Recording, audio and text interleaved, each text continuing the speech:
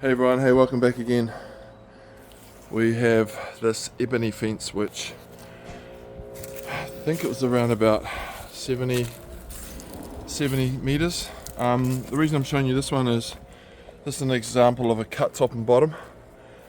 You can see we've got this 600 mil fall, it's actually a 600 fall over 2.38, and you can see what that looks like. The other option would have been to just have a step top. The problem with a step top is you lose heaps of height, so you end up with you might end up with a sort of 2 meters there, but it might be like 1400 there, so you're going to lose height. So this is what you can do with Coloursteel. It's 3 sheets, and so you have to scientifically work out what the fall is. And so when you're putting this one in, just got to watch out your rails are long enough, because obviously the rail's going down on an arc, and so it's actually shortening the rail as it comes down. So you do the base spacing a little bit shorter. So and to top it off, this thing's been put into concrete strip, and you can see we've just reinstated it. What we do is we build the concrete up just below the soil height, and then we just use mortar just to finish it. And of course you got to cut the old timber posts that were in here. We've had to cut them off at the ground. I love it. People always start up their engines when I start doing a video. So the way that we've done this is you actually put the bottom string line in. You can see there's different pitches. There's the bottom string line goes in first, and then you set the bottom rail to the bottom string line, because the ground's all uneven. You can see there's height differences. This whole thing's wavy. And then you just measure up and put a parallel string line on top, and you leave all of the posts long. You have to cut every single post on this run, has to be cut. So it's a little bit annoying.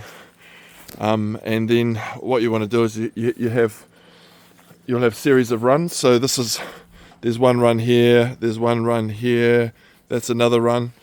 And so as long as the strings are parallel, when you go to cut the sheets, you can just measure one bay and then just cut it 3 times. Then you don't end up with having to cut every single sheet. But yeah, you definitely want to make sure the top and bottom is parallel, or else you're going to end up with a funny shape. It's going to be a nightmare to cut the sheets.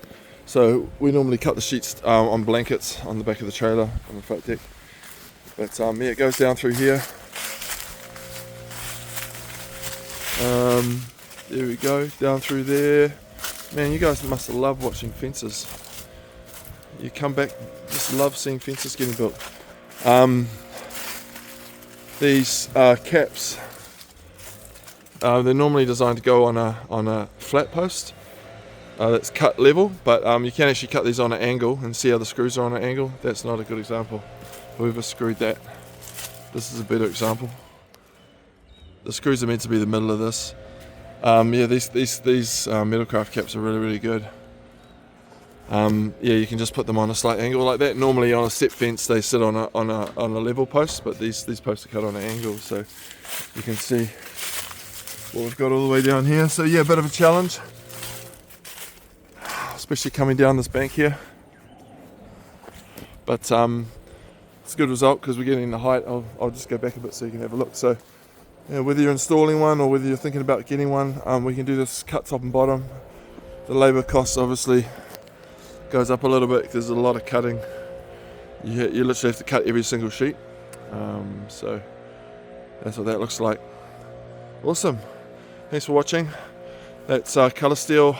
It's about 1800 to 1900 high, and it's sloped top and bottom, cut into a concrete strip. Have a great day. Catch you later.